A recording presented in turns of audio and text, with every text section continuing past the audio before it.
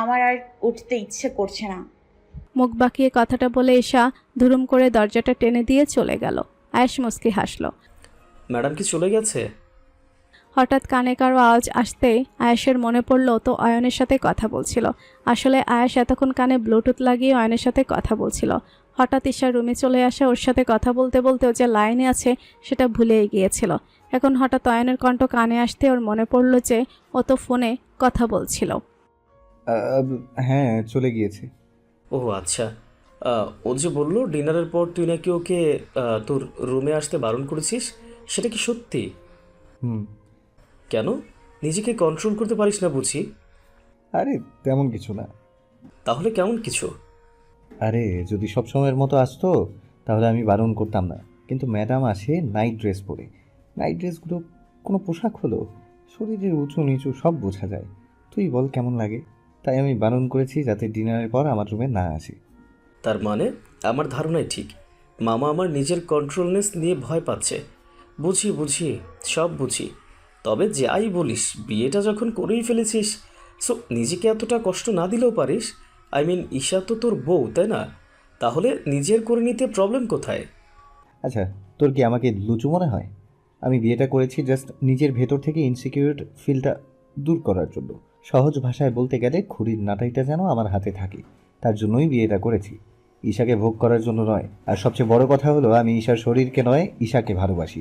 বুঝেছিস? আমি ওকে নাইটি পরে আমার রুমে আসতে বারণ করেছি, তার কারণ হলো আমি চাই না যে ওর প্রতি আমার খারাপ দৃষ্টি পড়ুক, তাই বারণ করেছি। নয়তো ঈশা যদি আমার সাথে পুরো রাতও থাকে না, আমি কোনো রকম খারাপ কিছু করব না, কিংবা খারাপ কোনো ইন্টেনশন আমার মনে আসবে না, সেটা আমি গ্যারেন্টি দিয়ে বলতে পারবো। আয়াস নিজেকে কন্ট্রোল করার মতো সেই ক্ষমতা রাখে। আয়াস অতটাও চিপ মাইন্ডেড নয়, বুঝলি?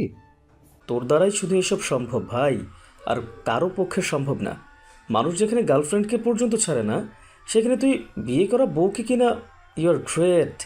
ঈশা অনেক লাকি যে তোর মতো একটা ভালোবাসার মানুষ পেয়েছে। তবে একটা কথা কি জানিস, তুই যতই বল না কেন যে তুই ঈশার শরীরকে নয় বরং ঈশাকে ভালোবাসিস, কিন্তু আমিও তো একটা ছেলে, তাই না? তাই তুই যে ভেতরে ভিতরে কতটা ঝড় ঝাপটা সামলাস সেটা আমি বেশ ভালো করেই জানি। ভালোবাসার মানুষকে কাছে পেয়েও দূরে থাকা যে কতটা যন্ত্রণার, সেটা আমাকে বোঝাতে হবে না। বাপরে, অনেক বুঝদার হয়ে গেছিস মনে হচ্ছে। তা তো হয়েছি। এখন তুই আমাকে এটা বল যে তোরা বিয়েতে কোথায় যাচ্ছিস? ওই যে আমার ফ্রেন্ড আরিফ আছে না, ওর বোনের গায়ের হলুদ কাল, আর পরশু বিয়ে, সেখানেই যাব। ঈশাকেও নিয়ে যাচ্ছিস? বোকার মতো প্রশ্ন করিস না, তুই জানিস না ওকে ছাড়া এক মুহূর্ত আমি কোথাও গিয়ে থাকতে পারি না। তাহলে কি মিথ্যা বললি কেন? মিথ্যা না বলে কি করতাম? যদি বলতাম আমি তোকে ছাড়া সেখানে থাকতে পারবো না, তাহলে ম্যাডাম আমার সাথে ভাব নিত।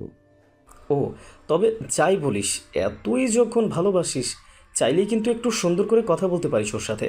সবসময় এভাবে রেগে কথা বলিস কেন? নয়তো কী করতাম? ম্যাডামকে একটু লাই দিলেই মাথায় চড়ে বসে, তাই ইচ্ছে করে রাগ দেখাই। আচ্ছা, তোর সাথে তো এইবার তেমন সময়ও কাটাতে পারিনি, সময় করে আবার আসিস না। দেখি, ট্রাই করব।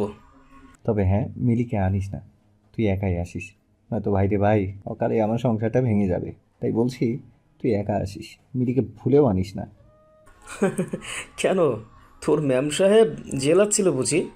সেই আর বলতে, মিলিকে একটু সময় দিয়েছি বলে ও যতদিন ছিল ততদিন আমার সাথে রাগ করে কথাই বলেনি। কাল কি হয়েছে জানিস? কাল আমার ল্যাপটপের জন্য ম্যাডাম আমার রুমে এসেছিল, কিন্তু তখন আমার ল্যাপটপে মিলি একটা মুভি দেখছিল। আর মুভির মাঝখানে হঠাৎ একটা কমেডি সিন দেখে মিলি আমাকেও সিনটা দেখতে বলে। আমিও মিলির কথা মতো সিনটা দেখি। আর বুঝিই তো, কমেডি সিন মানে হাসতে গড়াগড়ি খাওয়া। আমরা যখন সিনটা দেখে দেখে হাসছিলাম, তখনই ম্যাডাম আমার রুমে আসে। আর এসে আমাকে আর মিলিকে একসাথে বসে কিছু একটা দেখে দেখে হাসতে দেখে ম্যাডাম সেই রেগে গিয়েছে। আমি তো মুখ দেখেই বুঝে গিয়েছি ম্যাম সাহেবা আমার উপর রাগ করেছে। তবে মিলি যাতে বুঝতে না পারে তার জন্য হাসি মুখে আমার কাছে ল্যাপটপ চাইলো। ও যে আমার সাথে রেগে আছে সেটা শুধু আমিই জানি, মিলি তো আর জানে না। আর তাই মিলির সামনে তো এটা নিয়ে কথা বলতে পারি না, তাই না? তুই জানিস সব কিছু, মিলি তো আর জানবে না। তাই আমি ফর্মালিটিস দেখানোর জন্য, সেই সাথে ম্যাডামকে আরেকটু রাগানোর জন্য ল্যাপটপ কেন লাগবে সেটা জানতে চাইলাম। যদিও যখনই ল্যাপটপ লাগবে বলেছে আমি বুঝতে পেরেছি যে অ্যাসাইনমেন্টের জন্য হবে। আর তুই তো জানিসই, ঈশা আমার কাছে কিছু চাইলে আমি সেটা না করতে পারি না কখনো।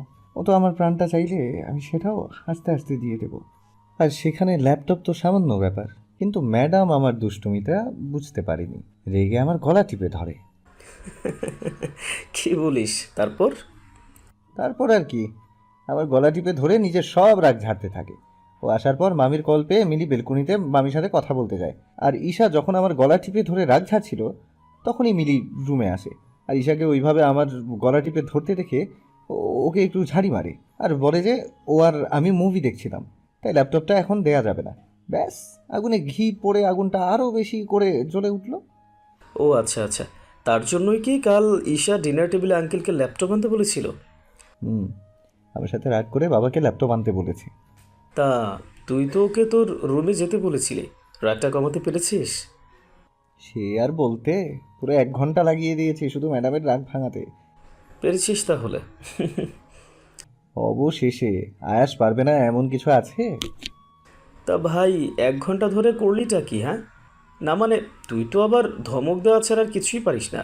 তা 15 দিনের রাগ 1 ঘন্টায় ভাঙালি কি করে? কি এমন করেছিস যে ঈশার 15 দিনের রাগ মাত্র 1 ঘন্টায় ভেঙে গিয়েছে? তুই এটা জেনে কি করবি? যদি শিখে রাখি তাহলে তো এক সময় হয়তো কাজে আসতেও পারে, তাই না? তাই জিজ্ঞেস করছিলাম। কাউকে ভালোবাসিস? তা বাসি, কিন্তু মনে হয় না এই জন্মে তাকে পাবো।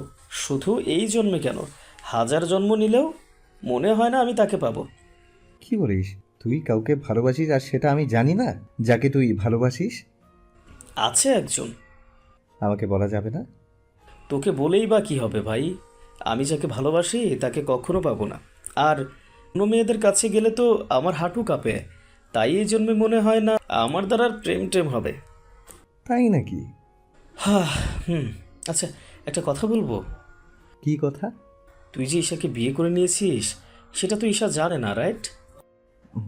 তো না মানে বলছিলাম যে যদি ধর ঈশা কোনো কারণে তোদের বিয়েটা জেনে গিয়েছে, তখনও যদি বিয়েটা মেনে না নেয় আর উল্টো রিয়েক্ট করে, তখন কি করবি? তখন তো ঈশা তোকে ভুল বুঝবে। টেনশনের কোনো কারণ নেই।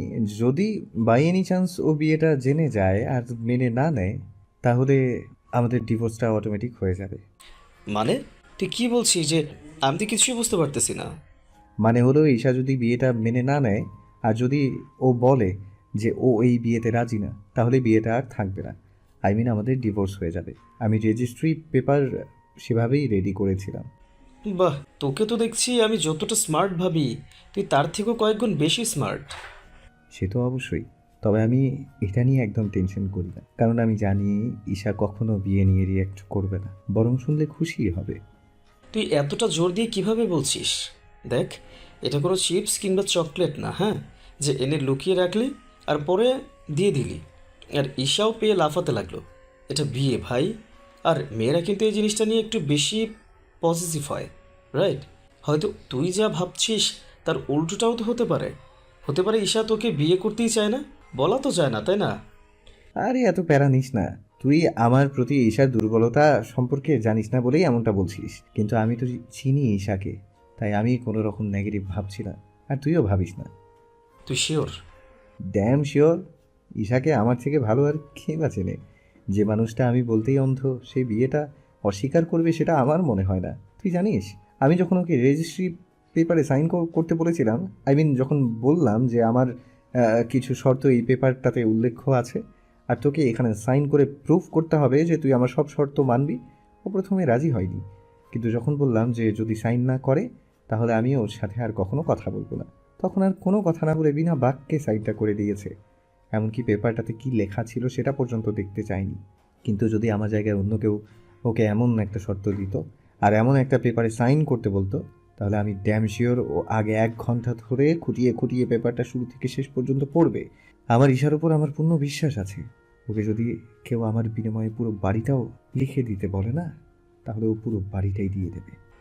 তার মানে তুই বলতে চাইছিস ঈশা তোর জন্য সব কিছু করতে পারে, তাই তো? অফকোর্স। তুই শিওর যে ও তোর জন্য যে কোনো কিছু করতে রাজি হবে? বললাম তো, আমার ঈশাকে আমার থেকে বেশি আর কেউ চিনে না। তাহলে চল একটা পরীক্ষা হয়ে যাক। ওকে, ডান।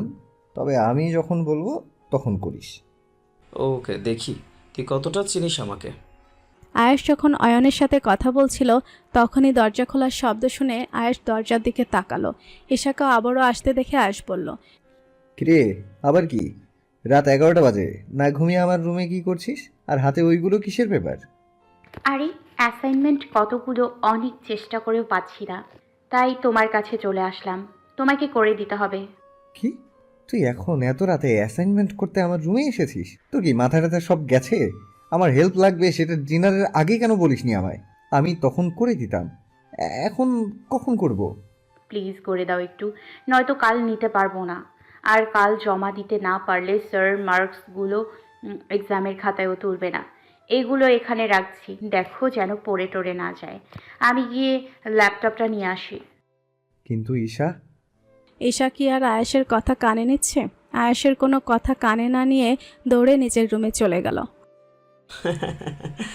হঠাৎ অয়নকে সশব্দে হাসতে শুনে আয়েশ রাগে কণ্ঠে বলল, শালা তুই হাসছিস কেন? হাসছি তার কারণ হলো আমার ষষ্ঠ ইন্দ্রিয় জানান দিচ্ছে যে আজ তোর রাতের ঘুম মাটি। আমি কি সারা রাত বসে অ্যাসাইনমেন্ট করব নাকি? জাস্ট 1 ঘন্টার মধ্যে হয়ে যাবে, এতে রাতের ঘুম মাটি হবে কেন? ঈশা যে ঘুম কাতুরে, ও 10-20 মিনিট, তার থেকে বেশি হলে বড় জোর 30 মিনিট, এর থেকে বেশি সময় জেগে থাকবে না। দেখবি তোকে অ্যাসাইনমেন্ট করতে দিয়ে ও তোর পাশেই পড়ে ঘুম। এখন তুই বল যে তুই রাতে ঘুমাবি নাকি ঈশাকে দেখবি? শালা ফোন রাখ। আমাকে যত যাই বলিস, আমার কথাই কিন্তু ঠিক মিলিয়ে নিস। বাই, রাখলাম। তুই বোর ঠেলা সামলা আর আমি ঘুমাই। Good night. বলে অয়ন হেসে কল কেটে দিল। আয়েশ কল কেটে দরজার দিকে তাকাতেই দেখলো ঈশা ল্যাপটপ নিয়ে রুমে ঢুকছে। দরজাটা অ্যাটলিস্ট বন্ধ করে আয়, সেটাও কি বলে দিতে হবে? সরি, মনে ছিল না। বলতে বলতে ঈশা দরজাটা লাগিয়ে দিয়ে বিছানায় এসে পা গুটিয়ে গোল করে বসে পড়ল। আয়েশ আগে থেকে বিছানার মাঝখানে বসেছিল, তাই ও যেভাবে ছিল সেভাবেই বসে থেকে ঈশার হাত থেকে ল্যাপটপ আর পেপারসগুলো নিল। তুইও না, সন্ধ্যায় বললে কি হতো? সেই তো আমার কাছেই আসতে হলো। এখন কতক্ষণে করবো এগুলো? প্লিজ রাগ করো না, আমার আসলে সন্ধ্যায় মনে ছিল না। কাল তো ঠিকই মনে ছিল, আর আজ মনে ছিল না? কাল তো খুব পড়ালেখা করার মতো বাবাকে ল্যাপটপও কিনে আনতে বললি, আজ কেন মনে ছিল না? আরে কাল তো পড়তে বসেছিলাম, তাই মনে ছিল। আজ তো অফ ডে, তাই সন্ধ্যায় একটা মুভি চক্করে পড়ে ভুলে গিয়েছিলাম। তোর সামনে এক্সাম আর তুই মুভি দেখছিস, তাই না? মার কি এখন খাবি নাকি পরে খাবি? আরে রাগ করছো কেন? তুমি তো আমার সাথে কখনো মুভি দেখো না, তাই মাঝে মধ্যে আমি একাই দেখি আর কি। আমি তোর বড়, সেটা কি ভুলে গিয়েছিস যে আমার সাথে মুভি দেখার কথা বলছিস? আরে বড় হও তাতে কি, জানো ভালোবাসা কাকে বলে? যখন কোনো সুইট 16, কোনো 26 বছরের পুরুষকে নাম ধরে ডাকার অধিকার পেয়ে যায়, তাকে ভালোবাসা বলে। আমাদের ক্ষেত্রেও ব্যাপারটা সেম। তা আমাদের মাঝে ভালোবাসা শব্দটা কোথা থেকে আসলো? আকাশ থেকে। এখন আমার অ্যাসাইনমেন্টগুলো দাও করে তাড়াতাড়ি। দেখিয়ে দে কোনটা কোনটা করতে হবে। এরপর ঈশা আয়েশকে দেখিয়ে দিতে লাগলো আর আয়েশ সেগুলো সুন্দর করে রেডি করে দিতে লাগলো। কিছু সময় অতিবাহিত হতেই আয়েশ খেয়াল করলো ঈশা বারবার হাই তুলছে, সেই সাথে চোখগুলোও ছোট ছোট হয়ে এসেছে। আয়েশের বুঝতে দেরি হলো না ঈশার ঘুম পাচ্ছে। হঠাৎ ঈশা ঘুম ঘুম চাহনি নিয়ে চোখগুলো ছোট ছোট করে আয়েশের দিকে তাকালো। ঈশার চোখে চোখ পড়তে আয়েশের কেন যেন হার্টবিটটা কয়েক সেকেন্ডের জন্য মিস হয়ে গেল। কেন সেটা আয়েশেরও অজানা। শুধু এইটুকু জানে ঈশার এভাবে ছোট ছোট চোখ করে তাকানোটা ওকে খুব বেশি ডিস্টার্ব করছে। কয়েকবার এমন হতেই আরেকবারের মাথায় আয়েশ বলল, ঈশা প্লিজ তুই এভাবে তাকাস না আমার দিকে। ঈশা অবাক কণ্ঠে বলল, কেন, কি হয়েছে? কিছু হয়নি, তোকে যেটা বলেছি সেটা কর। তুই এভাবে চোখ ছোট ছোট করে আমার দিকে তাকাস না প্লিজ। তোর চাহনিটা আমার বুকে এসে তীরের মতো বিচ্ছে। কি বলো? আমি তাকালে তোমার বুকে বিঁধবে কেন? আমার চাহনির সাথে তোমার বুকের কি সম্পর্ক? উফ, একে আমি কি করে বুঝাই? ওর চাহনিটা যে আমাকে পাগল করে দিচ্ছে সেটা কি ও বুঝে না? ইয়া তুই এসব বুঝবি না। এক কাজ কর, তুই রুমে গিয়ে শুয়ে পড়, আমি অ্যাসাইনমেন্টগুলো করে রেখে দেবো, তুই কাল সকালে নিয়ে নিস। আরে কি বলো তুমি? হ্যাঁ, আমি ঘুমোতে চলে গেলে তোমাকে দেখিয়ে দেবে কে যে কোনটা কোনটা করতে হবে আর কোনটা কোনটা করতে হবে না? আমি একেবারে করে তারপরেই রুমে যাব। হুম। আরে বাবা, আমিও তো পড়ালেখা করছি নাকি? তুই রুমে চলে যা, আমি জানি কোনগুলো করতে হবে, তোকে বসে থাকতে হবে না। তারপরেও তুমি আমার অ্যাসাইনমেন্ট করবে আর আমি ঘুমোতে চলে যাব? আমি কি পাগল হয়ে গিয়েছি? হ্যাঁ, আমি যাব না। আচ্ছা ঠিক আছে, কোনগুলো করতে হবে তুই দেখিয়ে দিয়ে যা, আমি করে দিব, তোর বসে থাকার দরকার নেই। বললাম তো আমি যাব না, তুমি তাড়াতাড়ি করে দাও, আমি অ্যাসাইনমেন্ট নিয়ে তারপর যাব। আয়েশ আর কিছু বলল না। ঈশা যখন যেতে চাইছে না তাহলে কি আর করা। আয়েশ রানিং অ্যাসাইনমেন্টটা শেষ করে ঈশাকে পরেরটা বলতে বলল। ঈশা, এর পরেরটা বল। বলেই যেই না পাশে তাকালো অমনি দেখলো ঈশা বসে থাকা অবস্থাতেই শুয়ে পড়েছে। পাগুলো পর্যন্ত ভালো করে মেলেনি, গুটিসুটি হয়েই ঘুমিয়ে পড়েছে। আয়াস ল্যাপটপের স্ক্রিনে তাকিয়ে দেখলো 11:30 বাজে।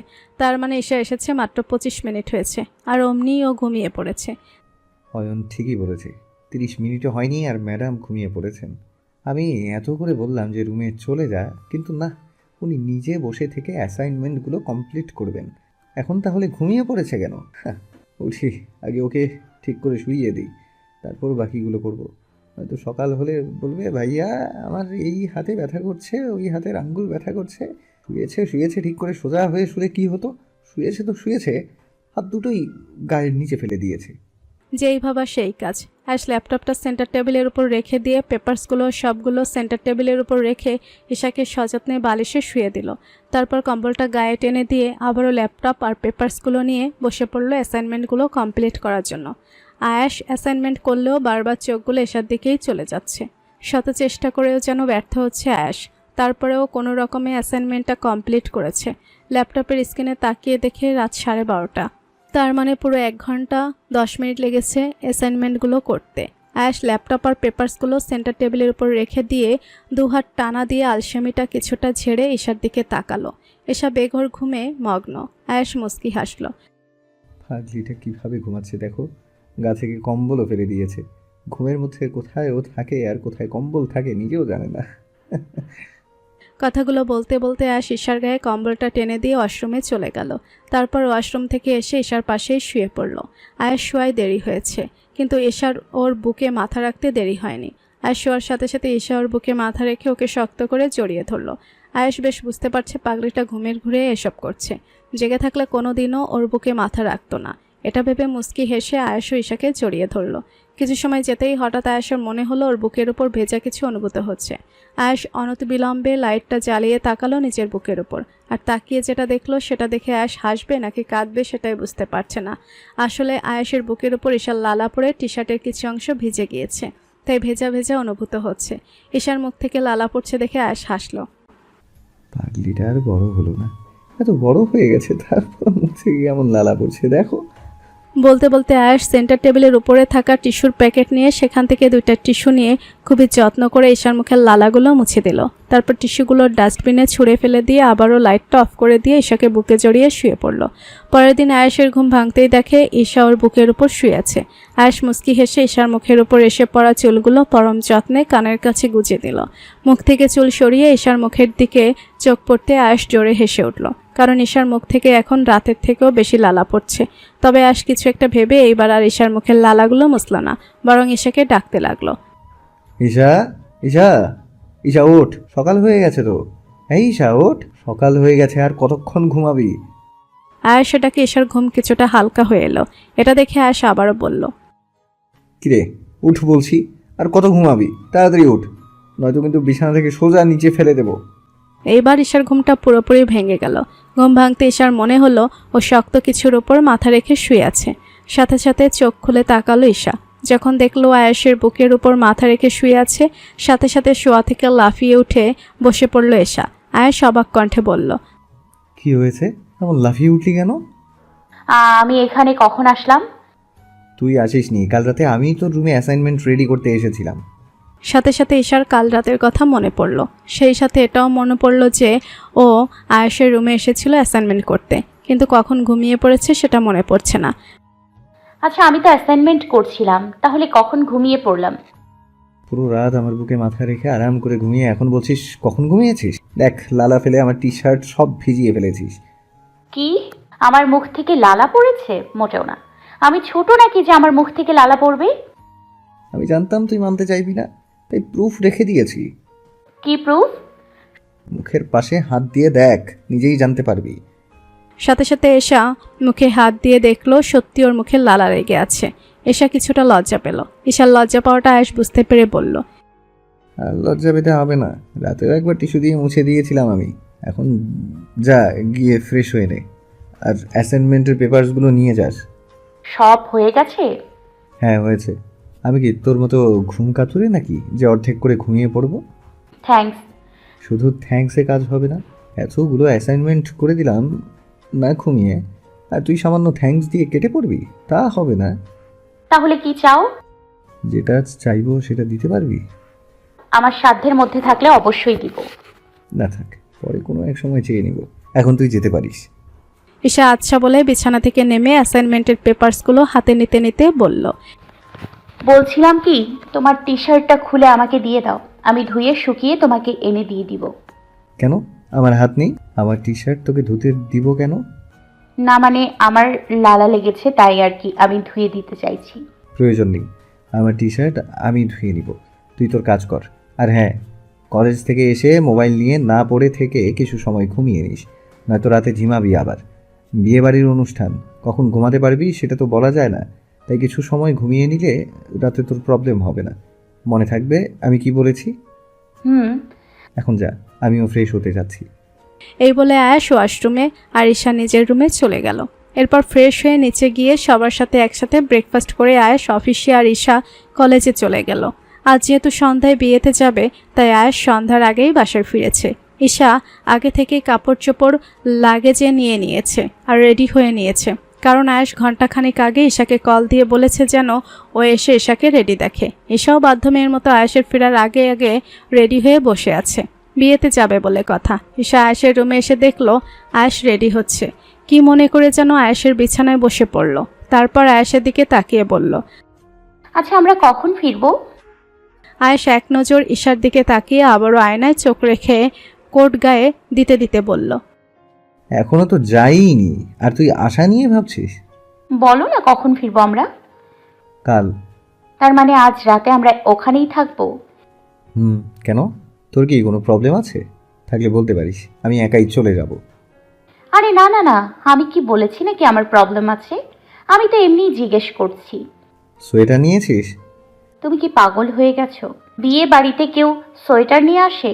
আর তাছাড়া এতগুলো মানুষের মধ্যে শীতও লাগবে না, তাই আমি সোয়েটার নিইনি। ততক্ষণে আয়াসের রেডি হওয়া শেষ, তাই আয়াস এবার ঈশার দিকে ফিরে বলল, যা গিয়ে এখনই সোয়েটার নে। গায়ে দিতে হবে না, লাগেজে নিয়ে নে। শীত লাগলে পড়িস, নয়তো পড়ার দরকার নেই। বলছি তো আমার শীত করবে না, সোয়েটার নিতে হবে না। তোমার তো রেডি হওয়া শেষ, চলো বের হই তাহলে। আগে সোয়েটার আন, তারপর বের হব। যা গিয়ে সোয়েটার নিয়ে আয়। কিন্তু বিয়েতে যাবি নাকি রেখে চলে যাব, কোনটা? সামান্য সোয়েটারের জন্য আমাকে রেখে চলে যাবে? তুমি এতটা নিষ্ঠুর? হ্যাঁ আমি নিষ্ঠুর। এখন যা সোয়েটার নিয়ে আয়, আমি আসছি। ঈশাও জানে আয়াসের কথা না শুনে উপায় নেই, তাই বাধ্য হয়ে সোয়েটার আনতে রুমে চলে গেল। তারপর সোয়েটার আর লাগেজ নিয়ে আবার আয়াসের রুমে চলে আসলো। এবার খুশি? আয়াস হুম বলে লাগেজে ঈশার কাপড়ের সাথে নিজের জন্যও কাপড় নিয়ে তারপর ঈশাকে নিয়ে বেরিয়ে গেল। ড্রয়িং রুমে মা, ছোট মা, বাবা, চাচু সবাই ছিল। মা, ছোট মা, আসছি আমরা। বাবা, চাচু, আসছি। আয়াস, সাবধানে যাস। আনিশা বেগমের কথায় সায় দিয়ে হাসান মাহমুদও বলে উঠলেন, হ্যাঁ রে আয়স, তোর ছোট মা ঠিকই বলেছে, সাবধানে যাস আর গাড়িও সাবধানে চালাস। আয়াস, ঈশাকে দেখে রাখিস। ঈশা মা, আয়াসের সাথে সাথে থাকিস কেমন? রুকসানা বেগমের কথা ঈশা সম্মতি জানিয়ে বলল, আচ্ছা বড় আম্মু। আয়াস, তোর মা না বললেও কিন্তু কথাটা আমি বলতাম। ঈশাকে দেখে রাখবি, বুঝেছিস? বাবার কথায় আয়াস আশ্বাস দিয়ে বলল, আচ্ছা তোমরা এটা নিয়ে চিন্তা করো না। হ্যাঁ ভাইজান, আয়াস ঠিক ঈশাকে দেখে রাখবে, আমার পুরো বিশ্বাস আছে। দেখছো না আমরা টেনশন করছি না, তুমিও টেনশন করো না। আয়াস যা, বিসমিল্লাহ করে বের হয়ে যায়।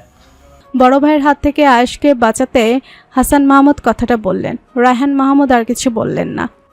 ওকে চাচু, আসছি তাহলে। ঈশা চল। এই বলে আয়েশ ঈশাকে নিয়ে বের হয়ে গেল। তারপর ঈশাকে দাঁড় করিয়েও পার্কিং থেকে গাড়ি আনতে গেল। একটু পরে আয়েশ গাড়ি নিয়ে আসলে ঈশা গাড়িতে উঠে বসে পড়ল। আয়েশ আবারও গাড়ি স্টার্ট দিল। গাড়ি চলতে শুরু করেছে। আয়েশ গাড়ি চালাচ্ছে আর ঈশা ওর পাশের সিটে বসে বাইরের দিকে তাকিয়ে আছে। আয়েশ সামনে তাকিয়ে ড্রাইভিংয়ে মনোযোগ রেখেই বলল, আজ মনে হচ্ছে আটা ময়দা কম পড়ে গিয়েছে। ঘরে আটা ময়দা ছিল না বুঝি, নাকি দাম বেড়ে গিয়েছে বলে কম মেখেছিস? কম পড়বে কেন? আমি সাজলে তো তোমার আবার ইজ্জত চলে যায়। তাই কম সেজেছি আজ। তাই নাকি? তুমিই তো বললে নিশি আপুর বিয়েতে আমাকে এভাবে আর কখনো সাজতে দেখলে নাকি আর কোনোদিন কোথাও নিয়ে যাবে না। আমি সাজলে যদি তুমি আমাকে রেখেই চলে যাও, তোমার কোনো বিশ্বাস নেই, তাই সাজিনি। বলতে পারো বিয়েতে যাওয়ার সুযোগটা হাতছাড়া করতে চাইনি। বাহ, অনেক বুদ্ধিমান হয়ে গেছিস দেখছি। বুদ্ধিমান নয়, বুদ্ধিমতী হবে, কারণ বুদ্ধিমান শব্দটা পুংলিঙ্গ আর স্ত্রীলিঙ্গ হলো বুদ্ধিমতী। আরে বাপরে, মনে তো হচ্ছে আমি ঈশার পাশে নয়, কোনো লেকচারারের পাশে বসে আছি। তা ম্যাম, হঠাৎ এতটা বুদ্ধি কোথা থেকে উদয় হলো শুনি? সেটা আমার সব সময় থাকে, শুধু দেখায় না আর কি। না, ভরা কলসি বাজে কম।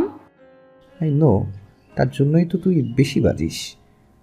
মোটেও না, আমি কমই বাজি, তাই এক্সাম্পলটা দিয়েছি, নয়তো বলতাম খালি কলসি বাজে বেশি। বুঝতে পারছি। ম্যাডামের এতদিন পর সুবুদ্ধির উদয় হয়েছে। Good, very good. তার অ্যাসাইনমেন্টগুলো জমা দিয়েছিলি? আজ না দেওয়ার জন্যই কি কাল রাতে তাড়াহুড়ো করে করিয়েছিলাম?